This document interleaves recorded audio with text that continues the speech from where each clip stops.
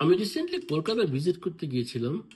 ফিরে আসার পর একটি কবিতা আমার চোখে পড়ল, যে কবিতাটা ওখানকার রাজনৈতিক এবং সামাজিক পরিস্থিতির সঙ্গে খুব মিলে যায়।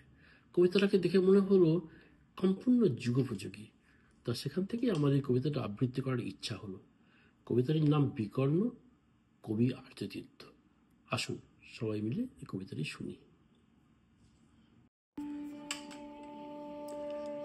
যাজ্ঞসেনীর খুলছে শাড়ি, টানছে ধরে দুঃশাসন। দায় ছিল যার গর্জে ওঠার, নিচু মাথায় সে 5 জন। দুর্যোধনের নগ্ন উরু ইঙ্গিতে তার ধর্ষকাম, হস্তিনাপুর দেখছে বসে ধ্বস্ত হতে তার সুনাম। অন্ধ রাজা সিংহাসনে আর্ত চেঁচান বৌমা তার, নিজের দলের নির্যাতনে সব রাজা হন নির্বিকার। কর্ণ বসে হাসছে হা হা হা, রাজার দলের লোক তো সে, শর্তবিহীন সমর্থনে তাবৎ আরাম সুখ বসে। বিশ্ব দ্রোণ কৃপ নীরব, সরকারি লোক হাজার হোক, রাজার কথাই তোমার কথা, তুমি যখন রাজার লোক। ফলশকুনি দেখছে সবই, বস্তুত সে ধ্বংস চায়।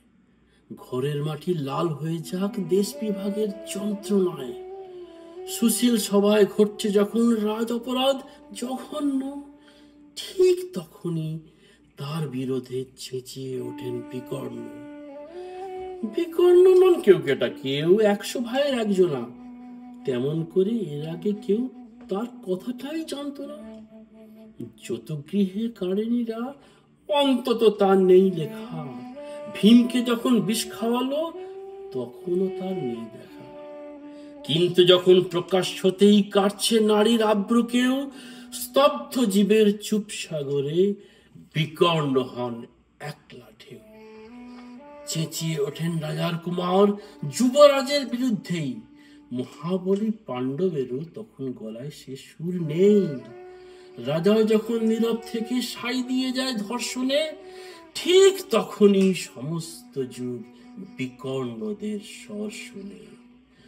আমরা যারা কিচ্ছুটি নই, একটি মোটে ভোট কেবল, অত্যাচারের সামনে এলে সঙ্গে শুধু চোখের জল। পোষ্যভাবে যাবনা চেবাই অন্ধ এবং নিকর্ণ, প্রার্থনা থাক আমরা যেন একবার হই বিকর্ণ। মরার আগে হতেই হবে রাজার সভায় বিকর্ণ। নমস্কার।